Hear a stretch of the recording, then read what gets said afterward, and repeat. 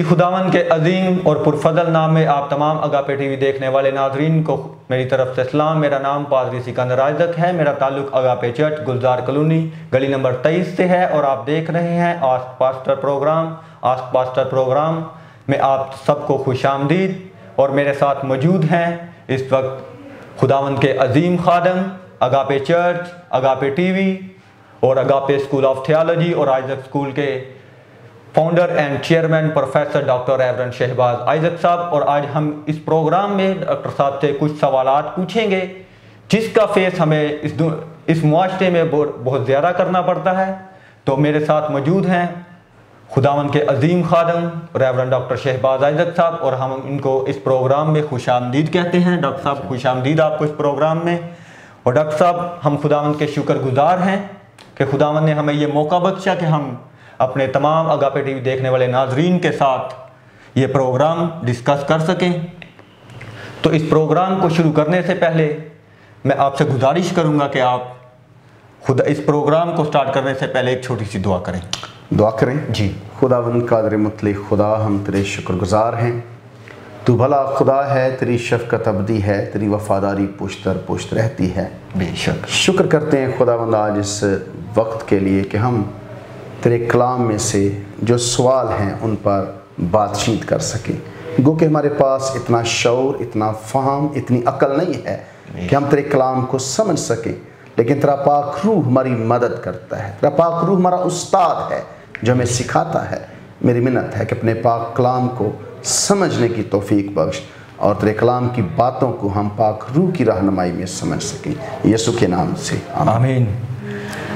Doctor साहब, आजकल के दौर में हम देखते हैं अपने मुआशरे में कि लोग बपतिस्मा के बारे में बहुत बात करते हैं कि बपतिस्मा के बगैर नजात नहीं है। आप हमें ये बताएं कि नजात का बपतिस्मे के साथ क्या ताल्लुक है, इस पर आप थोड़ी सी रोशनी डालें। जैसे कि पादरी सिकंदर साहब, ये प्रोग्राम जो है आस्क पास्टर, जिसमें हमारा काम ही है कि सवालात पर बात की जाए, बाइबल मुकद्दस के बारे में जी जो सवाल हैं उन पर डिस्कस की जाए। तो ये बात सच है कि आजकल बहुत सारे लोग कंफ्यूज हैं। कईयों ने मुझसे भी ये सवाल किया है। मैंने तो अपने चर्चेज़ के अंदर इस पर कई बार पैगाम भी दिया है कि निजात का बपतिस्मे के साथ क्या ताल्लुक़ है, हम किस तरह से इसको अंडरस्टैंड कर सकते हैं। तो बहुत सारे लोग जो हैं वो समझते हैं कि बपतिस्मे के बगैर निजात नहीं है।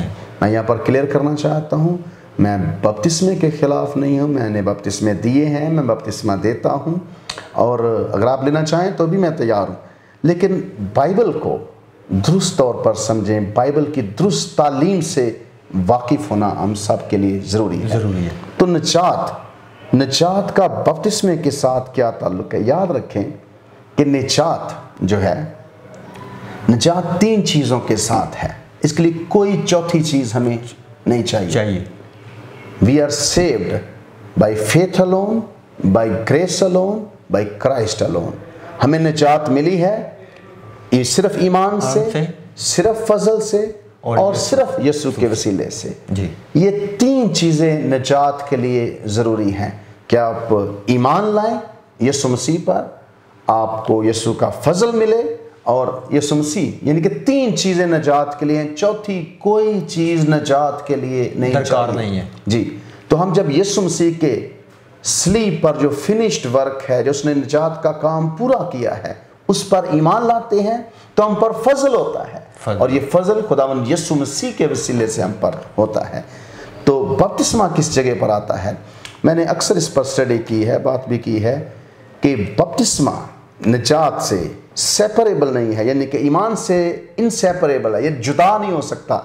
जब हम ईमान लाते हैं तो बपतिस्मा लेते हैं, लेकिन बपतिस्मा निजात के लिए ज़रूरी नहीं है।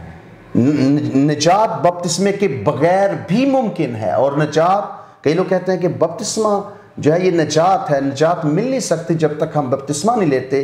तो मेरे ख्याल से ये बाइबल की तालीम नहीं है। यानी कि बपतिस्मा लेना चाहिए, ये इनसेपरेबल, जुदा नहीं हो सकता।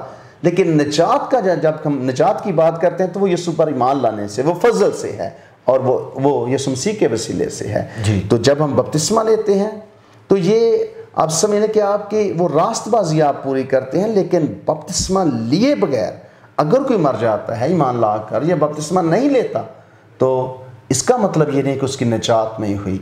और इसके लिए आप पौलुस रसूल को देखें। पौलुस रसूल जो आधा नया अहदनामा जिसने लिखा है वो कहता है कि मैंने चंद लोगों को बपतिस्मा दिया है, लेकिन खुशखबरी उसने बहुत ज़्यादा सुनाई है।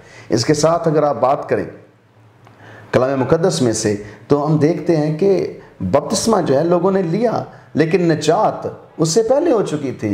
आपने डाकू के बारे में सुना जी जी जी, कि डाकू जब स्लीप पर मर गया, जब वो स्लीप पर चढ़ा हुआ है तो यीशु मसीह पर वो ईमान लाया है, तो उसने यीशु से कहा कि खुदावन यीशु मसीह जब तो अपनी बादशाही में है तो मुझे क्या करना, याद करना। तो यीशु ने कहा आज ही तू मेरे साथ फिरदौस में होगा। उसमें बपतिस्मा नहीं लिया, लेकिन इसका ये मतलब नहीं कि बपतिस्मा लेना नहीं चाहिए, बपतिस्मा जरूर लेना चाहिए, लेकिन बपतिस्मे के जरिए से निजात नहीं है, निजात नहीं। जब आप इस बात पर जोर देते हैं तो आप समझ लें कि आप सलीबी कुफारे की अहमियत को कम करते हैं, चूंकि निजात सिर्फ और सिर्फ यीशु पर ईमान लाने से मिलती है। हम आसमान पर इसलिए नहीं जाएंगे कि जो काम हम कर रहे हैं, बल्कि इसलिए जो यीशु मसीह ने सलीब पर हमारे लिए किया है। तो निजात के लिए ईमान, फजल और यीशु मसीह जरूर। तो साथ आप जब बपतिस्मा लेते हैं तो ये आप समझ लेकर रास्तबाजी पूरी करते हैं। तो साथ इसको एक और तरह से पादरी सिकंदर हम समझ सकते हैं कि बपतिस्मा किस जगह पर रखा जा सकता है। तो मैंने पैगाम भी सुनाया, कई लोग नाराज़ भी हो गए बपतिस्मे की बात जब हमने की। तो कई लोग समझते हैं कि जी नहीं, बपतिस्मे के ज़रिए से निजात है या बपतिस्मा निजात है, तो ये तालीम ठीक नहीं है। तो मैंने लोगों से कई बार कहा है कि जब आप शादी अटेंड करते हैं या जब किसी की शादी होती है तो वहाँ पर दो चीज़ें होती हैं। पादरी साहब जो हैं वो अहद करवाते हैं या अहद व पैमान लेते हैं। वो कहते हैं कि जी लड़के से पूछते हैं, लड़की से पूछते हैं कि मैं दुख में, सुख में, खुशी में, गमी में इसके साथ रहूँगा, इसे तसल्ली दूंगा, इज़्ज़त करूँगा, करूँगी, ब्ला ब्ला सारी चीज़ें। उसके बाद पादरी साहब बुलाते हैं, वो कहते हैं कि जी रिंग्स लेके आए, अंगूठियाँ लेकर आए। फिर पादरी साहब अंगूठियों पर क्या करते हैं, दुआ करते हैं और फिर वो कपल जो है वो अंगूठियाँ एक दूसरे को पहनाते हैं। तो मैं अक्सर कहता हूँ कि शादी आपकी जो हुई है, निकाह जो हुआ है, वो इन अंगूठियों की वजह से है या अहद व पैमान की वजह से है? इकरार की वजह से है। इकरार की वजह से। तो इकरार की वजह से है। तो शादी के अंदर जो अहमियत अंगूठी की है वही निजात के अंदर बपतिस्मे की अहमियत है। यानी कि अंगूठी आप समझ लें कि आपकी निशानी है शादी के बंधन में दाखिल होने की। तो बपतिस्मा मसीह के ख़ानदान का हिस्सा बनने की एक ज़ाहिरी निशानी है, लेकिन आपकी निजात बपतिस्मे से नहीं है, आपकी शादी अंगूठी की वजह से नहीं है, बल्कि आपकी शादी जो है वो आपके इकरार की वजह से या अहद की वजह से एक दूसरे के साथ हुई है। तो कई कपल्स तो अंगूठी नहीं पहनते बाद में, लेकिन उस वक्त वो पहनाई जाती है। तो बपतिस्मा निजात, जब आप ईमान लाते हैं बपतिस्मा लेना चाहिए, लेकिन इसको जोड़ना निजात के साथ ये बाइबल की तालीम नहीं है। ये बाइबल की तालीम नहीं है। जी डॉक्टर साहब, ये सारा जो काम, ये जो फिनिश्ड वर्क हुआ है, उस पर डिपेंड करता है ये सब। निजात का ताल्लुक सिर्फ और सिर्फ फिनिश्ड वर्क के साथ है, जो यीशु ने सलीब पर निजात का काम पूरा किया, उसके जरिए से 100%।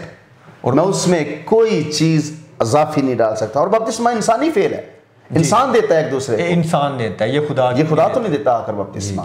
तो इसलिए इसको निजात के साथ, जब आप ये कहते हैं कि निजात बपतिस्मे से है, तो आप यीशु के सलीबी जो फिनिश्ड वर्क है, निजात का काम जो तमाम हुआ है, उसकी अहमियत को कम करते हैं, और ये दुरुस्त नहीं है।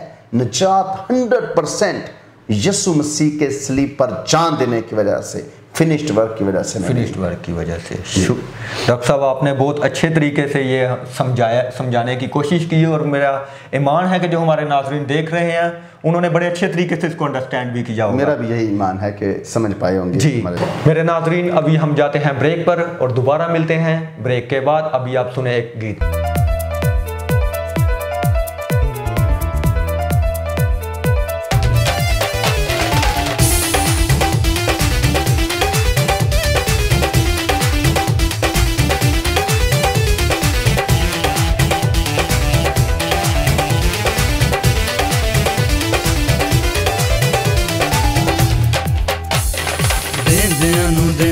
खुदा देंदियां नू देंदा है खुदा।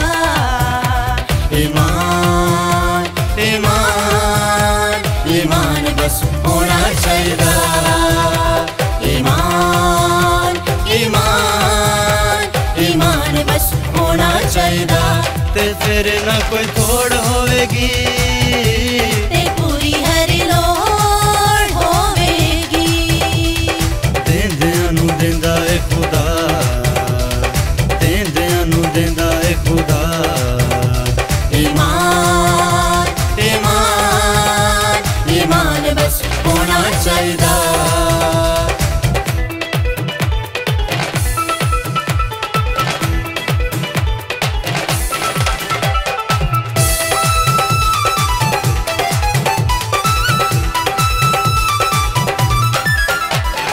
दिते विचों जिन्ने जिन्ने दिता है आसमाना ते खजाना जमा कीता है ओदे दिते विचों जिन्ने जिन्ने दिता है आसमाना ते खजाना जमा कीता है साडा कुछ भी नहीं सब उसदा साडा कुछ भी नहीं सब उसदा ईमान ईमान ईमान बस होना चाहिदा ईमान ईमान ईमान बस होना चाहिदा ते फिर न कोई तोड़ होवेगी ते पूरी हर लोड़ होवेगी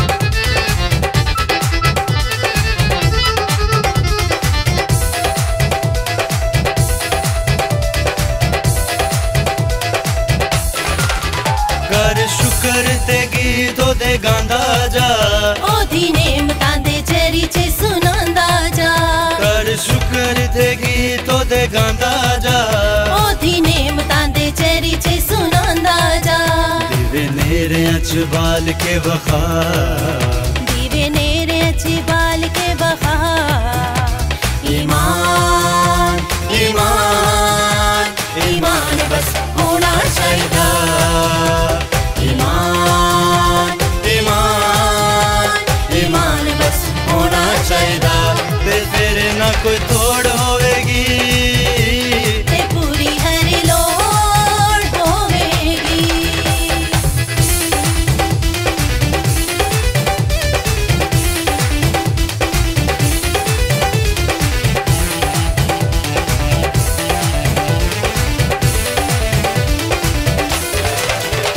सुवर का मिजाज अपनाना है एक दूजे दा सहारा बन जाना है ये सुवर का मिजाज अपनाना है एक दूजे दा सहारा बन जाना है पाक कलाम सानू एहो दसदा पाक कलाम सानू एहो दसदा ईमान ईमान ईमान बस होना चाहिदा ईमान ईमान ईमान बस होना चाहिदा ते फिर न कोई तोड़ होवेगी ते पूरी हर लोड़ होवेगी देंदियां नू देंदा ए खुदा देंदियां नू देंदा ए खुदा ईमान ईमान ईमान बस होना चाहिदा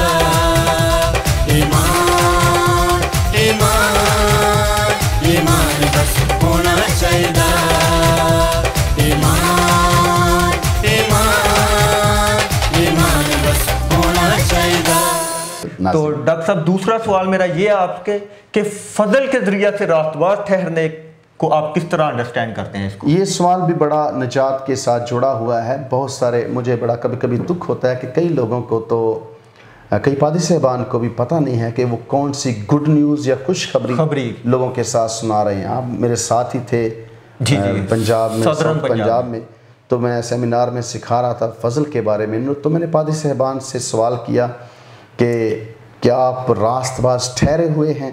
तो आपको याद होगा कि 68 पास्टर्स में से किसी ने हाथ खड़ा नहीं किया था। जी बिल्कुल इसी तो तरह। मैंने कहा कि ये मुझे बड़े परेशान करने वाली मेरे लिए बात है। ये खुशी वाली भी है और परेशान करने वाली भी बात है। परेशान करने वाली इसलिए है कि मैं आपको पता नहीं है खुशखबरी क्या है, और खुशी वाली बात है कि आज आप सीख पाएंगे। तो जो मेरी अंडरस्टैंडिंग है, जो बाइबल की तालीम है फजल के ज़रिए से रास्तबाज ठहरना, वो ये है, दो चीज़ें हैं, जस्टिफिकेशन और सैंक्टिफिकेशन। यानी कि रास्तबाज ठहरना जस्टिफिकेशन है, और सैंक्टिफिकेशन जो है ये है अपने आप को सेट अपार्ट करना, होली बनाना, पाक करना, या तकदीस जिसको कहते हैं, तकदीस का अमल। तो रास्तबाज ठहरने के लिए पहला स्टेप ये है कि जब आप यीशु मसीह पर ईमान लाए, उसके फिनिश्ड वर्क पर, जो निजात का काम सलीब पर यीशु ने पूरा किया है, जब उस पर आप ईमान लाए तो आप विद इन सेकेंड्स रास्तबाज ठहर गए। उसके लिए आपको, मैंने अक्सर कहा है कि आपको सारी बाइबल पढ़ने की ज़रूरत नहीं है, आपको सारी बाइबल ज़ुबानी याद करने की ज़रूरत नहीं है। निजात के लिए जैसे ही आपने यीशु मसीह को अपना खुदावंद माना, निजात दहिंदा माना, उसका सलीब पर कुफारे की फिनिश्ड वर्क को माना, आप रास्तबाज ठहरे। ये रास्तबाज ठहराना खुदा का काम है। फिनिश्ड वर्क के जरिए से, ईमान के साथ ये हमें रास्तबाजी मिलती है। तो रास्तबाज हम ठहर गए फजल के जरिए से, और हम मुफ्त रास्तबाज ठहरे। बाइबल में लिखा है रोमियो के खत में 3 बाब की 23-24 आयत में पौलुस रसूल फरमाते हैं कि यीशु मसीह में मुफ्त रास्तबाज ठहराए जाते हैं। तो ये जस्टिफिकेशन, आप जस्टिफाइड हो गए, रास्तबाज ठहर गए। तो जितने ये प्रोग्राम देख रहे हैं, जिन्होंने यीशु मसीह को शख्सी तौर पर अपना निजात दहिंदा कबूल कर लिया है, डोंट बी वरीड, आप रास्तबाज ठहर चुके हैं। आपको किसी और चीज की जरूरत नहीं। हाँ, सेकंड पार्ट जो भी रहता है वो ये है सैंक्टिफिकेशन, सेट अपार्ट करना, पाक बनाना, तकदीस का अमल, अपने आप को अलग करना। ये रोज हमारी जिंदगी में जारी रहता है। ये रोज हम इसको हमने करते रहना है, यानी कि रोज अपनी जिंदगी यीशु के साथ गुजारनी है। और मैं अक्सर कहता हूं कि यीशु मसीह की पैरवी करने की शदीद ख्वाहिश जो है, ये हमारी रास्तबाजी है। ये हमारी वो है जिसे मैं कह सकता हूं कि तकदीस का अमल है। तो जस्टिफिकेशन खुदा यीशु मसीह के वसीले से रास्तबाज ठहरते हैं, और सेंटिफाई हमने रोज अपने आप को करना है। लेकिन फिर भी ये अमल क़यामत तक जारी रहेगा, और हम कभी भी परफेक्शन तक नहीं पहुंचेंगे। लेकिन हर रोज अपने आप को चेक करते रहना, हर रोज यीशु मसीह की मर्जी के मुताबिक जिंदगी गुजारने की कोशिश करना, ये सैंक्टिफिकेशन है। और मैं कहता हूं कि हम अंडर कंस्ट्रक्शन बिल्डिंग्स हैं, हम वर्क इन प्रोग्रेस हैं, हम वो बिल्डिंग्स हैं जो तामीर होती रहती हैं और मरने तक तामीर होते रहेंगे। तो कभी भी हम परफेक्शन की स्टेज तक नहीं पहुंचेंगे। और हमें हर वक्त इस दुनिया के अंदर जब हम जिंदा हैं, यीशु मसीह की रास्तबाजी की ज़रूरत रहेगी। तो पिछले दिनों शायद आप भी दफ्तर में बैठे हुए थे, तो एक एल्डर साहब ने सवाल किया था कि जी फिर इसका मतलब है कि रास्तबाज हम ठहर चुके हैं तो जो मर्जी करें, जितने मर्जी गुनाह करते जाएं। तो मैंने कहा कि नहीं, जो रास्तबाज ठहर चुका है वो 7 हो सकता है। वो तो पौलुस रसूल भी कह रहे हैं कि कौन है जो मुझे इस गुनाह के बदन से छुड़ाएगा, मैं कितना कम बख्त हूँ। आपकी रोज की अपने स्ट्रगल जो है, रोज अपने साथ लड़ना, ये आपकी सैंक्टिफिकेशन है। रास्तबाज गुनाह के साथ जंग करना, गुनाह के साथ लड़ना, ये तकदीस है। तो मैंने उनसे कहा कि जब आपके अंदर शदीद यीशु की पैरवी करने की ख्वाहिश होती है, यही हमारी सैंक्टिफिकेशन है, यही हमारी समझ लें कि हमारा हिस्सा है इस निजात के अमल। हम कोई हिस्सा डाल नहीं सकते, लेकिन रास्तबाज तकदीस के अमल से गुजरना, सैंक्टिफाई अपने आप को रोज करना, यही हमारा, आप कह लें कि हमारी अब ये दौड़ है या हमने ये करना है। तो मैंने उनको ये भी बताया एल साहब को कि नहीं, वो कह रहे थे कि जो मर्जी बंदा करते थे, जितने मर्जी गुनाह कर, मैंने कहा कि नहीं, अगर आप रास्तबाज ठहर चुके हैं, अगर आप सेव्ड हैं, निजात याफ्ता हैं, तो इसका मैंने एक कसौटी दी, परखने की एक मैंने तरीका बताया कि अगर आपकी खुदा के साथ सुलह है, गुनाह के साथ जंग है, तो आप रास्तबाज ठहर चुके हैं। अगर आपकी खुदा के साथ सुलह है और गुनाह से जंग है, आप रास्तबाज हैं। लेकिन अगर आपकी गुनाह के साथ सुलह है, खुदा से जंग है, तो आप रास्तबाज नहीं हैं। यानी कि अगर आप रास्तबाज हैं और आपसे गलती हो जाती है, गुनाह हो जाता है, कुताही हो जाती है, लेकिन आप नदामत आपको नहीं होती, पछतावा नहीं होता, परेशानी नहीं होती, तो समझ लें कि आप गुनाह के करके आपको परेशानी नहीं हो रही, इसका मतलब कि आपकी गुनाह के साथ सुलह है। तो मेरा ये मानना है कि अगर हम रास्तबाज ठहरे हुए हैं तो हम 7 गुनाह नहीं करेंगे। लेकिन ये मैं अक्सर इसको कहता हूं कि वी आर सेव्ड सिनर्स, हम रास्तबाज गुनहगार हैं, यानी कि हम बचाए गए हैं, लेकिन फिर भी रोज कहीं ना कहीं पर गलतियां होती रहती हैं। और इसको एक इस तरह से भी समझते हैं कि we are saved, we are being saved, we shall be saved. हम रास्तबाज ठहर चुके हैं, हम रास्तबाज ठहर रहे हैं, और हम रास्तबाज ठहर जाएंगे। यानी कि 3 तरह की स्टेजेस में हम यीशु मसीह का जो सलीबी फिनिश्ड वर्क है, उसके वसीले से हम रास्तबाज ठहर चुके हैं। लेकिन ये जो अमल है सैंक्टिफिकेशन का, इसमें हम रास्तबाज ठहर रहे हैं। और जब हम आसमान पर चले जाएंगे, ग्लोरिफिकेशन में चले जाएंगे, जहां वहां पर गुनाह की प्रेजेंस नहीं होगी, हम रास्तबाज ठहर जाएंगे। We are saved, we are being saved and we shall be saved. हम निजात रास्तबाज ठहर जाएंगे। तो इस दुनिया में हमने इस प्रोसेस में से गुजरते रहे। ये प्रोसेस हर रोज जारी रहेगा। ये कोई बिशप भी है, उसको भी ये प्रोसेस, कोई भी इस प्रोसेस में से गुजर रहा है। वो पादरी है, वो भी इस प्रोसेस में से गुजर रहा है। अगर कोई बड़ा दुआगो है, वो भी इस प्रोसेस में से गुजर रहा है। तो ये बड़ा जरूरी है। We are saved sinners, we are saved sinners, यानी कि हम बचाया हम खुदा यीशु मसीह ने हमें बचा लिया है, लेकिन फिर भी हम गुनाह या गलती करते हैं। और एक और मैं टर्म इसके लिए देना चाहता हूं, we are not sinners, we are sinful.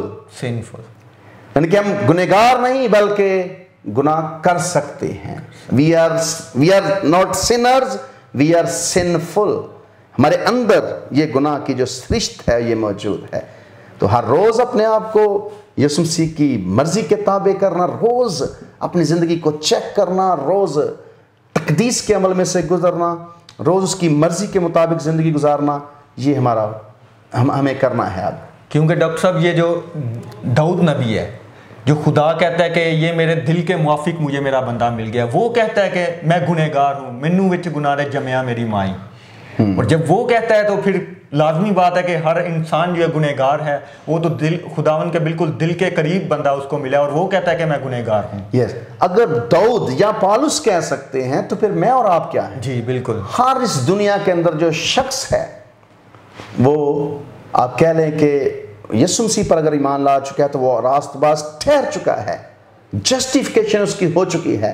Sanctification का प्रोसेस जारी रहेगा, ये अमल है, ये चलता रहेगा हमारी आखिरी स्टेज तक। मैंने शायद आपको एक वाकया सुनाया था कि नहीं, कि एक मैं प्रोग्राम देख रहा था, पादरी जॉन मैकार्थर जो अमेरिका का बहुत बड़ा पादरी है, वो उस सेमिनार में टीचर था या स्पीकर था। जी जी। तो एक लड़की वहाँ पर थी जो बड़ी परेशान थी, वो रो रही थी। वो कहती है कि मैं परेशान हूँ, मैं यीशु मसीह को जिस तरह से मैं उसकी इबादत करना चाहती हूँ, जैसे उसकी मैं मर्ज़ी पूरी करना चाहता हूँ, मैं नहीं कर पा रही, तो मैं क्या करूँ, मेरे पास उम्मीद नहीं है। तो पादरी जॉन मैकार्थर ने उससे कहा कि तुम सही जगह पर हो। We are all like you, हम सब तुम्हारी तरह ही हैं, एक जैसे हैं, हम सब एक जैसे ही हैं। तो वहाँ पर पादरी डॉक्टर जॉन मैकार्थर ने कहा कि यीशु मसीह को की पैरवी करने की शदीद ख्वाहिश जो है, यही हमारी सैंक्टिफिकेशन है, यही हमारा प्रोसेस है, इसमें हमने गुजरना है। तो ये नहीं है कि फजल हो चुका है तो गुनाह करते जाएं, ये गलत है, ये डॉक्ट्रिन गलत है, ये तालीम गलत है।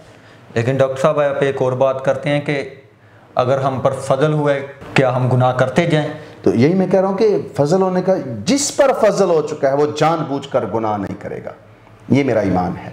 जब वो गुनाह करेगा तो वो पछताएगा जी। सेव्ड पर्सन जो है, या तो वो सेव्ड नहीं है या वो रास्तबाज नहीं ठहरा, उसकी ज़िंदगी भी दूर है खुदा से, खुदा ने उसे बुलाया ही नहीं कभी भी, तो ये अलग बात है। लेकिन जो बंदा सही मानों में बुलाया गया है, या प्री इलेक्ट है, या प्रीडेस्टिनेट है, जिसको खुदा ने पहले से बुला लिया है, वो इस तरह चुना हुआ बेमुहार नहीं हो सकता, यानी कि अंधाधुंध वो गुनाह में नहीं जा सकता। ये मेरा ईमान है, खुदा उसकी हिफाजत करेगा। हम तो ये भी कहते हैं, आपने शायद कभी सुना हो कि कई लोग कहते हैं कि जी निजात खो भी जाती है, यानी कि अगर आप निजात पा चुके हैं, आपने गलती गुनाह की, तो आपकी निजात ख़त्म भी हो जाती है। तो ये भी बड़ी गलत तालीम है जो नाज़रीन सुन रहे हैं। मैं आपको बताना चाहता हूँ कि अगर आप निजात पा चुके हैं, ये खुदा को पता है या आपको पता है, अगर आप निजात पा चुके हैं तो आपकी निजात कभी ख़त्म नहीं हो सकती। इटरनली सिक्योर्ड, आप हमेशा के लिए सिक्योर हैं। ना निजात आपने ली है, आपको दी गई है, और ना आपकी वजह से जा सकती है। यीशु मसीह आपकी हिफाजत करेगा क़यामत के रोज़ तक। यीशु ने कहा था कि मैंने एक में सिवाय एक के मैंने किसी को नहीं खोया, तो मैंने उनकी हिफाजत की है। तो यीशु आपकी हिफाजत करता है। आप गलती करते हैं या गुनाह करते हैं, लेकिन एक स्टेज आती है जब आप नहीं बाज आते, तो फिर खुदा आपको इस दुनिया से ले जाता है। लेकिन अगर आप रास्तबाज ठहर चुके हैं तो आपकी निजात ख़त्म नहीं हो सकती कोई। जी, बहुत अच्छा पादरी साहब आपने बताया। जी डॉक्टर साहब, दूसरे सवाल में हमने सीखा कि फजल के ज़रिए से रास्तबाज ठहरने के बारे में जी, और आपने बड़ी खूबसूरती के साथ इस पर रोशनी डाली। और अब हम सीखेंगे कि फजल से क्या मुराद है। और बाकी जो फजल के बारे में हम नेक्स्ट एपिसोड में सीखेंगे, क्योंकि अभी टाइम की शॉर्टेज है। तो मुख्तसरन मैं बताना चाहता हूँ कि फ़ज़ल क्या है। तो मेरा ये पसंदीदा टॉपिक है, मैंने बाहर के ममालिक में, पाकिस्तान में, मैं इसी मौजू पर पैगाम देता हूँ, चूँकि मेरा ईमान है कि खुदा ने जो मुझे पैगाम दिया है वो फ़ज़ल का है कि मैं पूरी दुनिया के अंदर जाकर लोगों को मसीह के वसीले से रास्तबाज ठहरने के बारे में बताऊँ, फ़ज़ल के ज़रिए से रास्तबाज।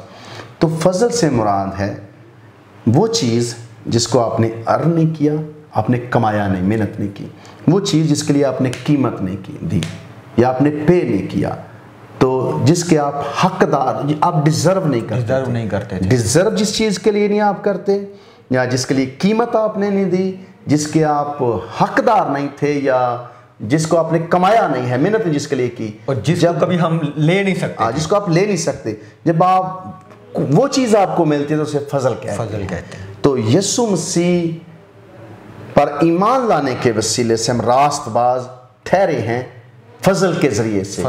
तो हमने फ़ज़ल के लिए, जो फ़ज़ल हम पर यीशु मसीह के वसीले से हुआ है, हम ना इसको डिज़र्व करते थे, ना इसके हकदार थे, ना हमने कमाया, ना मेहनत की हमने, ना हमने कीमत दी, मुफ्त यीशु मसीह ने हम पर फ़ज़ल किया है। तो मुफ्त रास्तबाज हम ठहरे हैं यीशु मसीह के फ़ज़ल की वजह से। जी, और डॉक्टर साहब ये बहुत अच्छा आपने फ़ज़ल के बारे में भी बताया। जी मेरे नाज़रीन, आज हमने फ़ज़ल के बारे में, खुदावंद की नजात के बारे में आज बड़ी खूबसूरती के साथ सीखा है, और मेरा ईमान है कि आप लोग सब लोगों ने इसके वसीला से बरकत भी पाई होगी। और आज हमारा प्रोग्राम इख्तिताम को पहुंचा। हम एक दोबारा से नए एपिसोड के साथ आपकी खिदमत में हाजिर होंगे, और दोबारा इस फ़ज़ल के डिटेल के बारे में डॉक्टर साहब से सीखेंगे, और मेरा ईमान है कि आप उसके वसीला से भी ज़रूर बरकत पाएंगे। और आप देखते रहिए अगापे टीवी। आप यूट्यूब पर हमारा चैनल सब्सक्राइब कर सकते हैं, और उसको ताकि आप सब्सक्राइब करें, लाइक करें, कमेंट्स करें। आपके जो सवालात होते हैं उस पर आप कमेंट्स करें, आप कमेंट्स में हमें बताएं, ताकि हम उन सारे सवालात के जवाबात हम आपको दे सकें। तो आप देखते रहें अगापे टीवी। जी शुक्रिया।